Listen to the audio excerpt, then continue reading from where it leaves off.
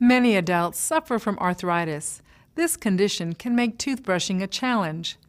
Fortunately, there are ways to modify your toothbrush to make brushing easier. One option is a power toothbrush, which may be easier and more effective for you.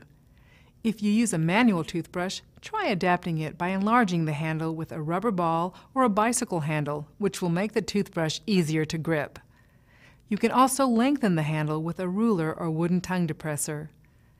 Remember to use a soft bristle brush and to replace your toothbrush every 3 to 4 months, or sooner if the bristles are worn. If you have any questions about which toothbrush is best for you, ask your dentist. You're never too old for a healthy and young-looking smile. For the ADA Dental Minute, I'm Dr. Maria Lopez Howell.